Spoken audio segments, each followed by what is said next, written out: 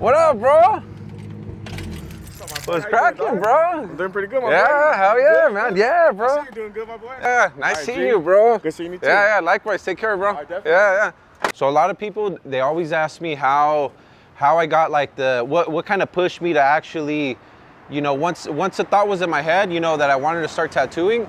It wasn't just like I went right to it, you know what I mean? Any type of commitment, you kind of think things through, you kind of weigh out, the hard stuff, and if you're gonna be capable of doing it.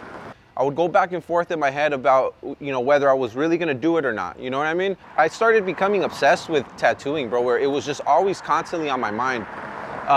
But I was like too scared, and I think I cared too much about what people thought, friends and family and stuff like that, where I was kind of afraid to kind of make that, take that step into actually doing it, I have this uncle that he's a very well-known artist. He passed away a few years ago. But he's a very well-known, I guess you would say, like he does like sculptures, like ceramics and stuff like that. He's been doing that, or he was doing that like, all his life. So much that even like the curriculum that's in the books in Mexico on like techniques and theories and stuff like that, they're written by him. He's a very well-known, famous artist. A lot of his art still, they still showcase it in different museums around the world. And as a kid, he was so humble that I never really, I would see him a lot. We'd go over there and visit him. He lived in Tecate. When I would go and visit him, I never knew what the fuck he did for a living. I just knew he was really cool, and he kind of seemed like he had everything figured out. He's like very spiritual guy, always would, make you feel really welcomed and loved, you know what I mean? And it wasn't until I was in middle school where I kind of started to ask my mom like what he did for a living. When I was a little older, when I would go to middle school, he started to take us, he had a workshop in the back of his house, pretty big workshop. And inside there, man, he had all kinds of stuff, dude. Stuff that he had been working on forever, dude. And he would show us a little bit. He wasn't obsessed too much about it. I think he knew we were kids and we probably just wanted to, light fireworks and, go to the, bullshit around right there at his house. So he would just kind of show us a little bit, but it was something that for sure I was like, oh, damn, dude, that's fucking crazy, man. That's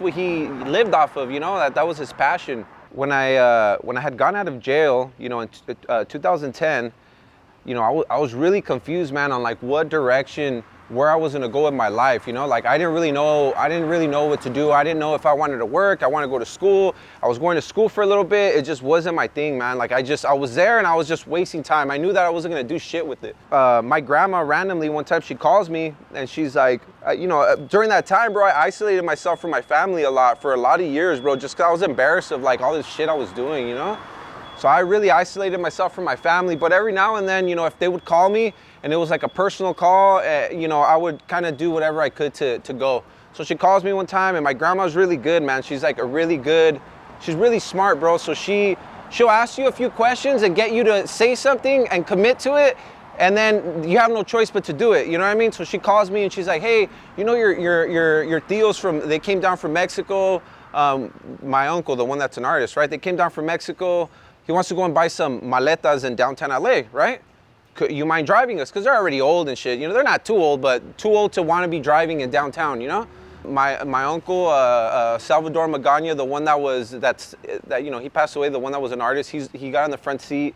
And, he had a really good way of talking to you and making you feel comfortable, right? So I'm driving to downtown and, there's traffic. So, I've always been pretty good at, driving through traffic. And they're freaking out, bro. They're in the car and they're like, this was driving crazy, but they're old and they're from Mexico, so they don't really, they don't know how downtown driving is, right? So we get into kind of right there where they sell, kind of like the callejones, kind of.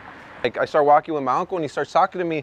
He's like, man, I haven't seen you in a long time, man. Like, what are you up to? What are you into? Like, what do you want to do with yourself? It wasn't too like, what the fuck you been up to? But just kind of trying to see where I'm at. You know what I mean?